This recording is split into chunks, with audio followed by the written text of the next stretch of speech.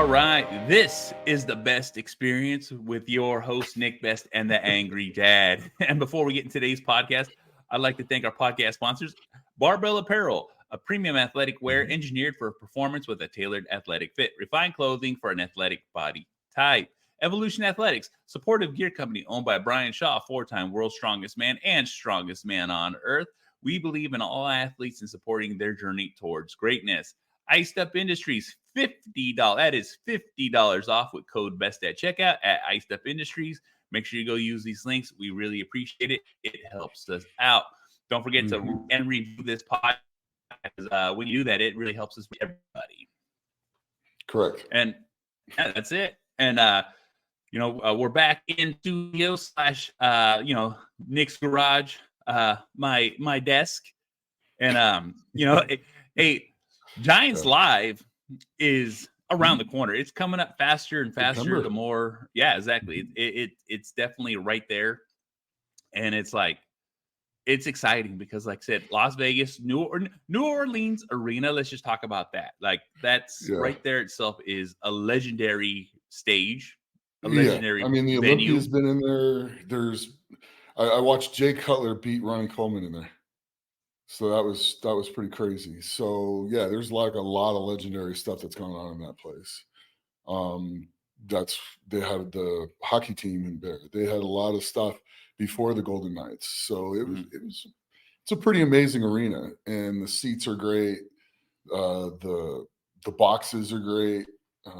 It's just a neat place to go see a show and stuff like that. The concerts. I saw Jane's Addiction there. I saw all kinds of stuff there. So it's a pretty cool arena. I like it. And it's going to be amazing to watch those guys go up and go after the mythical, 1105. That's it. That is it. Or 505 in kilos. So exactly 10 or something like that. 1112. So it's going to be pretty exciting.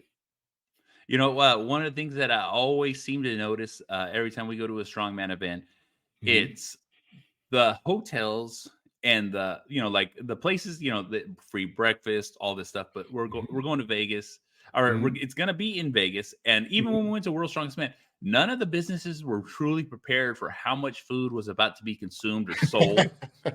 And it's funny. I don't think the Orleans will have that problem.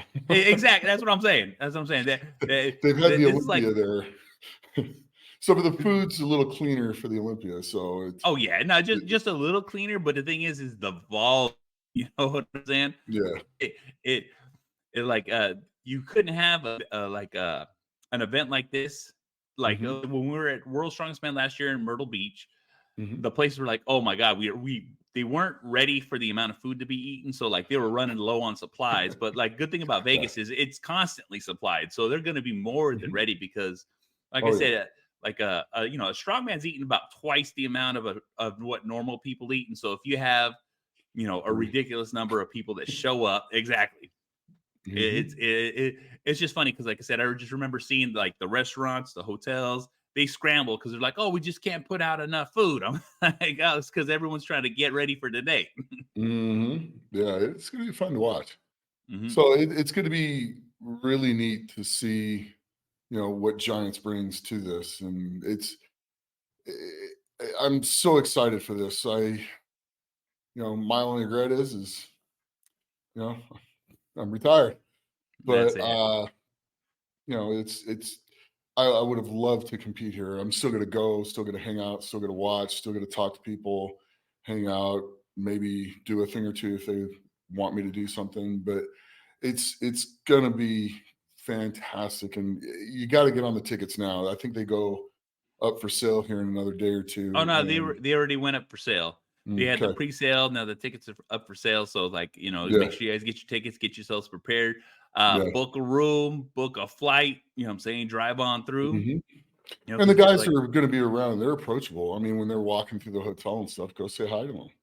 That's it. I mean, unless they're in a direct path to go to the food or they're in a direct path to get to the competition area, you can stop them all. They're great guys and say hi and stuff, take a quick picture with them. So it's pretty cool. I mean, it's going to be neat. It truly is.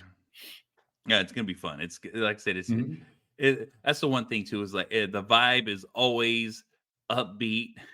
Everyone's Yeah, smiling, everyone's happy, everyone's having a good time. It's loud as hell, yep, and you know what I'm saying. And it just like I said, if you watch Giants live, because like I said, that they're from that Giants live is in Europe, yeah. and they put on a production. It's an Mhm. actual fireworks show. It's you know like that's gonna be the thing too. Is like Oh, it's actually gonna be seeing all the those things production and in more life. at the Orleans Exactly. Arena, so it's gonna be great. And then now OSG just announced they're gonna be in Wisconsin. That's it. Going to So Wisconsin. I think December 6th through the 9th. So that's going to be, or December 6th to the 8th or something like that. So that's going to be pretty neat. And we know they're going to have the car walk in it Oh yeah. You know, because gonna have the they car already walk. let that one slide. So that's going to I be kind already of let it cool. out. That'll be neat that that's back in there. So it's going to be neat. And that'll be easier for everybody to get to at their flights. There'll be a lot of direct flights Yeah. there. So Yeah. that'll be really neat. I'm looking forward to that next year as well. Well, hopefully it's not too much snow. Well, yeah, it's just yeah, but it should be okay. Well, at least you won't have to worry about a hurricane. You know. Snowstorms are a little easier to get around. It's a little bit of a delay. It's not so bad as, you know, 8 to 10 hours of the hurricane blowing through and everything being shut down for a day and a half. So, but I think it's going to be pretty neat. And I got family in Rockford and stuff like that, so it'll be good to be close to where I was born. So That's it. it'll be cool. There we go. You know what I'm saying? Mhm. You learn something. I didn't know you was born out there in Wisconsin. You know, Rockford, we probably had that Rockford, met. Yeah, which is in Rockford. Illinois, but yeah. Oh, okay. Mhm. Yeah, I was like for a second, I was like, is Rockford in Wisconsin? But Mm. like apparently not. It's in No, it's in Illinois. Illinois, but it's Rockford and Wisconsin are pretty close together. I mean, it's a short drive to get over the border, There so you it's go. not bad. It's not too Yeah. bad. You know, Mhm. and with that going on and all the Giants live, you got like I said, it's all the heavy hitters. Mhm. You know what I'm saying? Yeah, You Hoop's know gonna be it. there. Yeah. You know, and I was definitely wish Trey could compete, but like I said, he's on the mend. He seems to be getting a lot better just from the videos he's posting. He's already establishing big weight. Yeah, I think he just did 365 for 3 on an axle, Exactly. After tearing his overhead Achilles pressing, so not that long ago, you know what yeah. I'm saying? Yeah, that's The modern medical hit, Mister or miracles happening nowadays. You know what I'm saying? Like it's yeah. really getting dialed in. Well, they're learning a lot more about the repair and how to actually get the tendons to heal and how to get blood flow through it and stuff like that. So it's a lot of the stuff they're coming out with now is really kind of neat. It's going to just help everyone when you have an injury Oh yeah. for stuff like that. So it's going to be cool. It's going to be neat to see them go. And Evan looks like he's going to be ready for the Arnold. So and Evan will be here as well. Hmm. So it's going to be pretty freaking cool. Oh The yeah. Stoltman brothers will be here, so that's going to be cool. And I almost want to get them all, get everybody together, and then go hit one of the all-you-can-eat sushi places Me and tell see you right if we now that can't eat. yeah Take all of us and see if we they would can't just chain the close them. doors like you guys are not allowed in here. You know what I'm saying? Like we're Well, about it to would be get good advertising if they can feed us all and not run out of food. for real, for real. Yeah, You know, a limit would probably be established that day. Like, oh no. yeah. I'm thinking it's probably pretty accurate. Exactly. I think we did. We had a small group of strongmen. Was it just four? You know, I think what was it like 400 or 500 rolls? Yeah, it was about 500 rolls. Yeah, it was like We in or 500 pieces is what it yeah, ended up being, not 500 rolls, pieces, and pieces. exactly, and they did stop coming around. You know what I'm saying? They were kind of like Mhm. side They eyeing us, slowed way down, like hoping we would be whoa, full. whoa, whoa, whoa, whoa. Yeah, that was This is pretty funny. this is not allowed. You No, know what I'm I saying? know. Yeah, Yeah, but it but would so definitely. that stuff's pretty good. And then also, I'm going to have a bench press seminar coming up at Iron Town, There we go. so that's going to be pretty cool. It's March 23rd if you're interested. It'll be here in Vegas at Iron Town, which is a CrossFit gym, but we're going to do a bench press seminar in there. That'll be hands on, so we'll go through your technique with you individually. Mhm. Go through all the steps of, doing what is a good bench press, stuff like that. So, and Oh then yeah. ways to train for it and all the assistance stuff to go with it as well. Not just here's the bench, here's your technique, okay, you're done. It's going to be training all around it, philosophies, ways to approach your training, stuff like that. So it's going to be good. It'll Oh be a yeah. lot of fun. I love doing seminars. Oh yeah. No, the seminars always are. Like I said, you get a good variety and mix of people that want to learn so many different things. Hmm. And well, here, if when bench pressing, what's the number one thing that you always see people like doing wrong? You know what I'm saying? Something that like that always sticks out. Like this is a common thing that always happens. Well, the very first thing you got to do in a bench press is set your feet and then set your shoulders. And a lot of people don't set their feet right and they don't set their shoulders. And that creates instability when you're benching. And as you bring the bar down, if you're not stable with your feet and your shoulders, you're not going to have a good base to push from. It's and it all starts with the base that you push from. And then probably the next mistake you see are people letting it sink into their chest. Don't let the bar sink in. I mean, it's just that much further you got to push the bar. And in Oh the yeah. bench press part of the competition wise, um, the moment the bar is motionless, you get the press signal. So Yeah. if you bring it in, you let it sink in, the bar is still going to keep moving till it hits the bottom and stops moving, and it's going to move left and right. It's just Yeah. going to make it that much longer before you get a press signal. Whereas if you bring it down and stop it right at your chest, you're going to get a press signal right away. So There those you are a go. couple of little things like straight off to to think about as you're getting ready to bench. Oh yeah. No, no, Mhm. that's definitely that's definitely interesting because and one of the things that you always see like for the majority of people like there are a lot of people do a lot of block lifts where they Mhm. like I said they either have the block attached to the thing or someone's holding the block for them. You know, Right, right. Well, that's good with bench press shirts, and that type of training. But I mean, if you're going to bench raw and you want just pure strength, it, I, mm, it's it's not as effective as other things. It's good for benching in the shirts because you can touch it down, get used to coming in there, and then yeah, keep pulling out the blocks and keep lowering the bar down, till you can get down to your chest with the shirt on. It's very effective with that, but it also helps for some partials. But I mean, really, there's other ways to get a better overload with that where you don't have to go as heavy. well, and here, what's the accessory? What's the one other movement besides actually? It's going to be a little controversial, but I'm going to say dips. Um, Heavy dips, you know, one or two sets of heavy dips, but smart heavy dips, um, are going to make a big difference in your lockout, especially if you can get any kind of an arch. It's going to make a massive difference, and it allows you to really drive with your triceps as well as your pecs at the bottom of the lift. So that really makes a massive difference. Yeah, And I because you mean, definitely you slowly increase the weight as you go as you're doing them. You don't, you know, jump from doing, no weight to, 100 pounds to 200 pounds to it's a slow progression as well. And you see a lot of guys get hurt trying, oh, hey, I did this, no problem. And then they jump up and throw a couple more plates on. It's like on the dip belt and ping, it's one of those things where you want to do them heavy, but within reason. yeah. So it's be smart in your training, not just throw the weight on because you can. Yeah. You know, gripping the bar is something that is I know is very vital, but I Hmm. know I wish I could remember what federation. I don't think it was a WRFP, but they had just actually changed the rules on the gripping the bar where you can't like you all fingers have to be wrapped around the bar. Right, you Like can't false grip it. the Yeah, side exactly.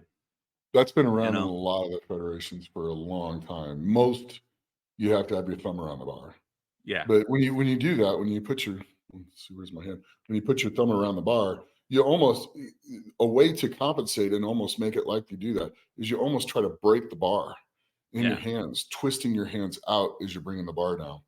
And that'll almost give you the same feeling as having the false grip anyway. It's just knowing how to angle your hands on the bar while you're doing that. And you know, you're trying to bend or break the bar and twist it out like this as you're benching. Makes a big difference, and also gets your elbows in as well Yeah. as you're doing it, which is a big help for bench. Now, like I said, there's a big difference between bodybuilding and powerlifting, and especially in benching. Understatement of the year. But understatement of the year. But yeah, because I mean, when you're bodybuilding, you're going to bring it down higher on your chest. You're trying to work the whole length of the muscle. You're trying to do this, and powerlifting, you're just trying to hit sheer numbers, sheer weight, and also for football too, because it's more athletic that way too. Because you're in here, you're not like in here for football. You're same type of leverages. It's going to cross over a lot when you're trying to, press somebody away if you're an offensive or defensive lineman. That and incline presses. Incline presses were huge when I was playing football, stuff like that. I was getting up to where by the time I was a senior in college, doing close to 405 on an incline as well. And that made a big difference. Yeah, I believe it, man. Well, you hold multiple you hold multiple not records, but titles in multiple records. Don't get me wrong, but I think I might still have the USA powerlifting bench press record. I did about 3 to 5 years ago, the last time I looked. Yeah, see, and that's what my I was squat gonna record ask. got broke. My total record got broke because I had the squat record at 810, and I had the total record at 2105, I believe, and I think that's been broken because I was the first person to squat over 800 and total over 2000, drug tested in California. Yeah. In the old ADFPA, which became USA Powerlifting. But I had the bench record at 567. Yeah. And that might still be there. It was like 5 years ago, the last time I looked. Well, it was one of the few records that translated over because they just kept it in the super heavyweight. Because I think I was like 268 when I did that. Woo. Yeah. Yeah. Let me tell you right now. Yeah, that's like I said. That's what I was just about to ask. I was like, what are the records, or what are the heaviest lifts that you actually set in competition on the days? You know what I'm saying? I'm talking about like start when you first started to bringing it up to right now, like as you progressed. If you well, I mean, the heaviest I ever did in the competition was 567. Yeah. In the bench, and I equaled that one other time. And then when I was kind of done powerlifting, I actually got to where I could do 635, raw. And then started really getting into strongman and stopped training it and stuff like that, and then tore the pec. The most I've done in the competition after the pec tear is 529, which is still the world record for the USPA and the IPL for 45 to 49. And then I did 518, which is still the world record in the IPL for over 50. Yeah. So, but that's in a 3-lift meet as well. It's not just the single lift guys. Yeah. So, you're not walking in only doing one special event just to get a record. No, you're getting a true record. Yeah. Say that, which I seem to always hear. It's like, unless you do the 3 lifts, I don't want to hear nothing. Yeah. The day I did the 529 in the bench was at the US Open, and I squatted 870 and deadlifted 832 the same day. So, yeah. And then I did 848 and 815 in the squat and the deadlift the day I did the 518 as well. So damn. Yeah, and that's some serious benching, some serious squatting, and some serious deadlifting. Yeah, well, and it like even even going on with the surgery on your stomach, going through all that, and the ramp up to get to because I want to say 450 is in training with me and you in the same room. That was like the smoothest it's been. So like we haven't seen each other in a little bit, so it's like I don't know if the bench has gone up from there, but I remember you put like seriously pushing hard, even though you're still you will see a 500 out of me again. You will see that out of me again. I guarantee you will see a 500 out of me again. Yeah, you'll see another 800-pound squat, and we'll see how the deadlift works out. But Some things are going better. Oh yeah, you know what I'm saying. But that's the thing. We just got to get you into some yoga. We need someone out there that can stretch you. I do need to. I have been working on my mobility, which is that's helped quite a bit. The pain is getting a lot less in my hip because of it, and I'm getting better balanced. And then I've also like thrown in.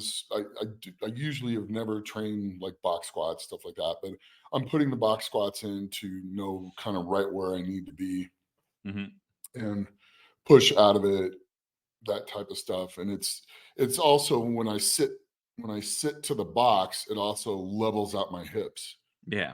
when you sit. And with it leveling it out, then I now know what it feels like.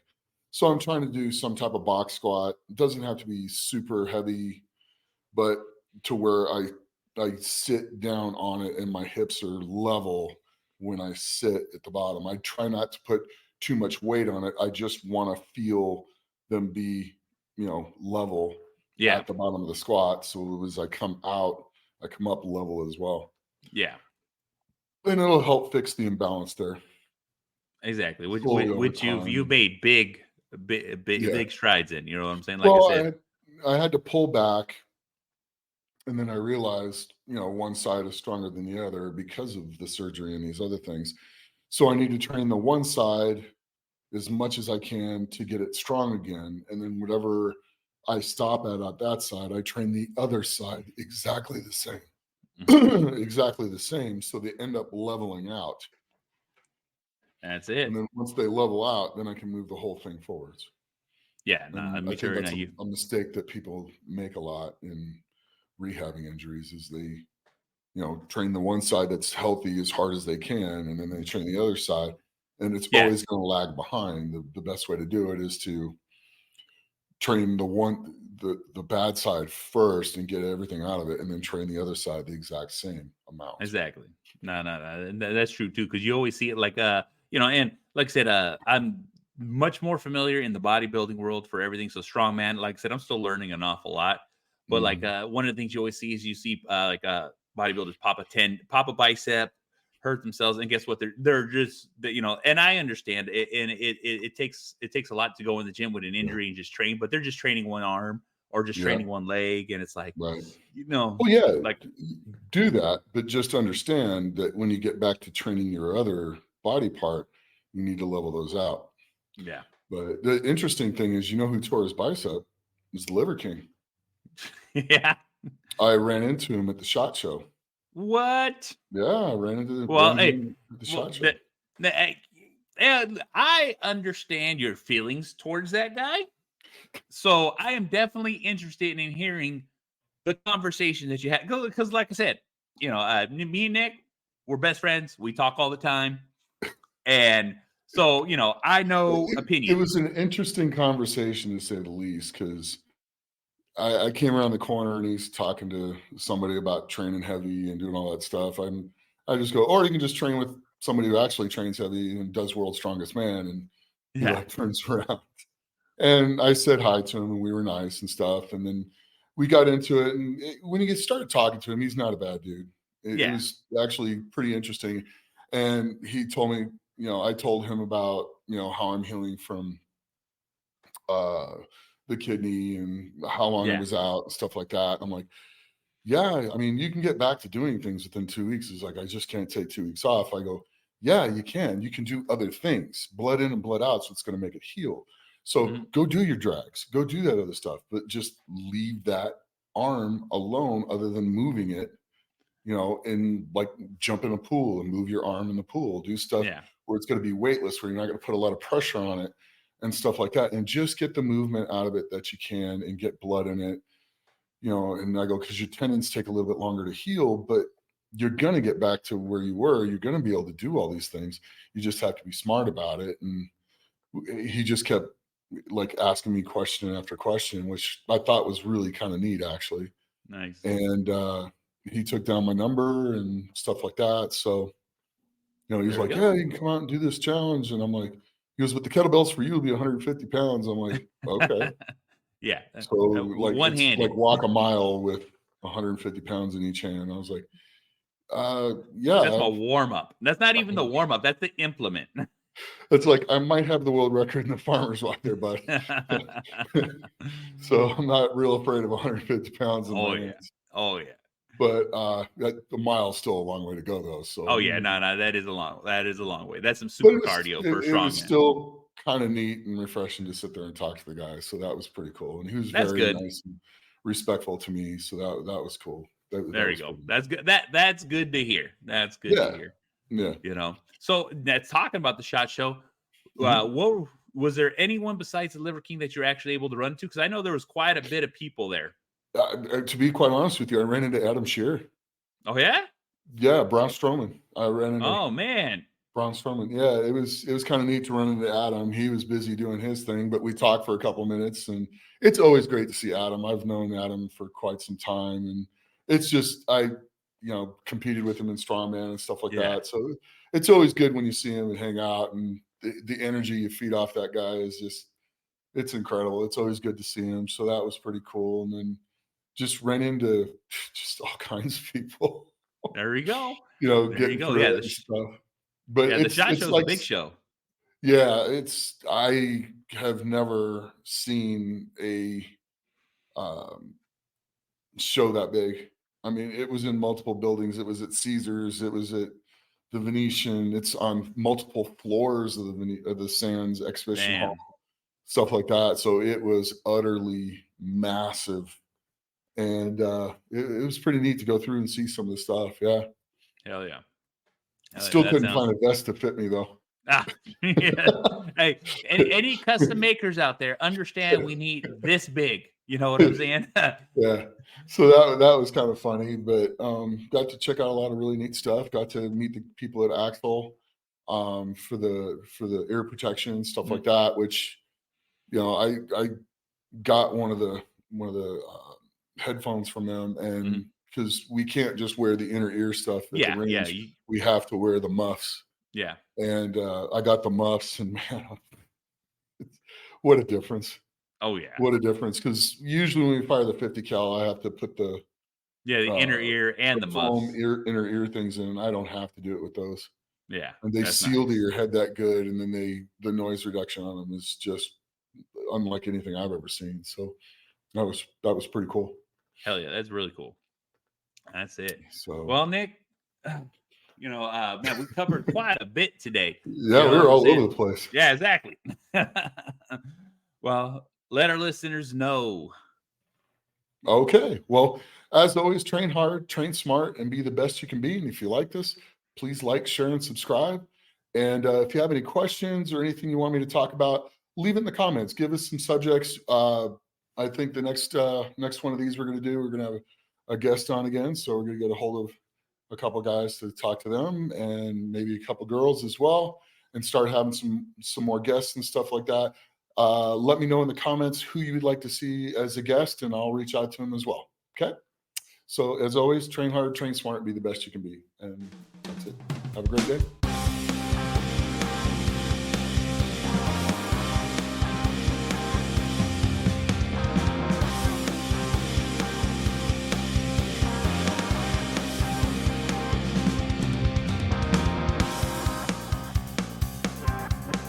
You're listening to the best experience